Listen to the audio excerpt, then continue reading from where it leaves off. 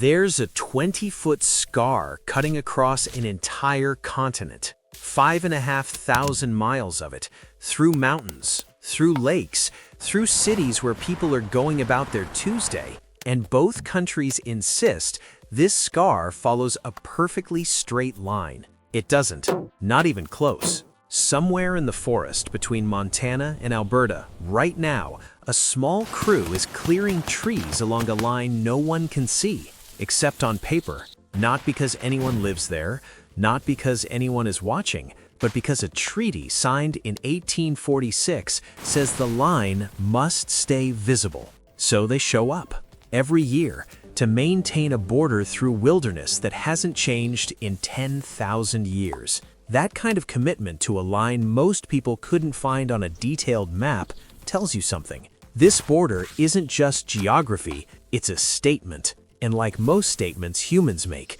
it's only true because we agree to keep saying it. The US-Canada border is often called the world's longest undefended border. That word, undefended, does a lot of heavy lifting because a staggering amount of effort went into drawing this thing, and even more goes into keeping it real. That cleared corridor is the border. It's what makes the line visible, and visible means enforceable. But here's what should bother you. The line it's tracing isn't actually straight. It's 900 separate line segments, each one slightly off from the last. Stitched together, they zigzag by as much as several hundred feet from where the border is legally supposed to be.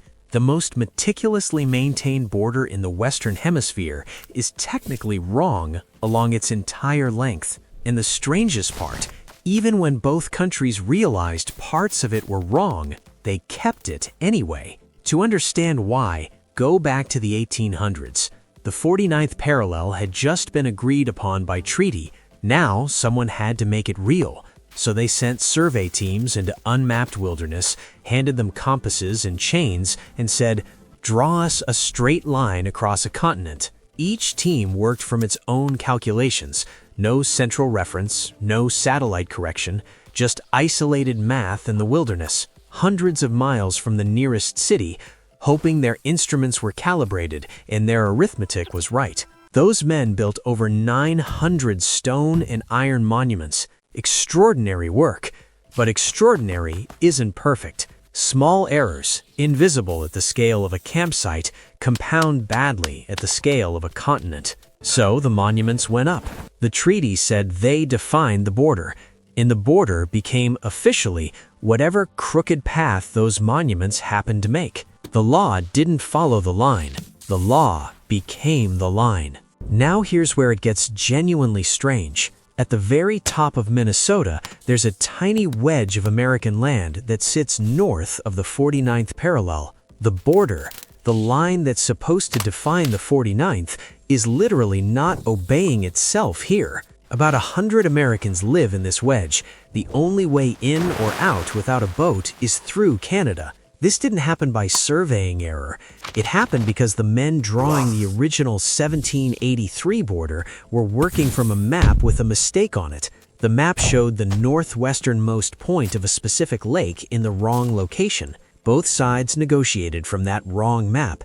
Both sides signed.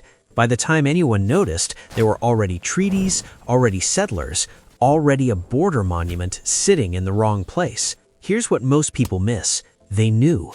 By the early 1800s, both governments understood the geometry was broken. They corrected the rest of the border and quietly left that chunk of Minnesota exactly where it was. Some borders aren't drawn by geography. They're drawn by the cost of admitting a mistake. That same logic, close enough, move on, explains some of the border's strangest living consequences.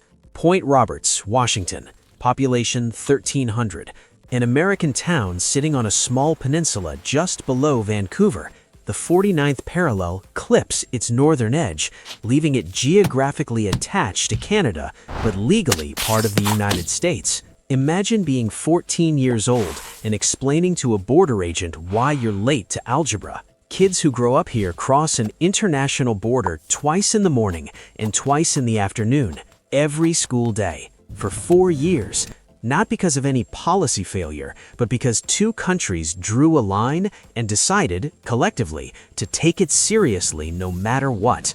Meanwhile, on the opposite end of the continent, there's a Canadian island in New Brunswick whose only land connection is a bridge into the United States. To drive to another part of your own country, you enter a foreign one first. These aren't accidents. They're the cost of agreeing that a line is real. We tend to think of borders as descriptions, lines that reflect where one country ends and another begins. The US-Canada border tells a different story. This border isn't a description, it's a declaration. It says, reality doesn't get a vote. We agreed on this line. We're going to clear-cut 5,500 miles of forest to prove it. And whatever the math says, whatever the geography says, this is where the line is. That's not a flaw in how borders work. That's exactly how they're designed to work. A border only functions if both sides agree to treat it as more real than it actually is. And that's not unique to borders. Every system we trust, laws, currencies, institutions, runs on the same operating system. Shared commitment to a line that only exists because we keep showing up to clear the trees. There are still disputed islands between Maine and New Brunswick. Both countries claim them. Canada built a lighthouse on one. The US officially pretends the lighthouse doesn't exist. Both sides patrol it, neither side escalates it. Because sometimes stability matters more than being correct. That scar through the forest isn't a mistake, it's a promise. And the fact that it's slightly crooked, technically wrong in places, built on a bad map, maintained through uninhabited wilderness by crews most people will never hear about, that doesn't make it less real, it makes it more human.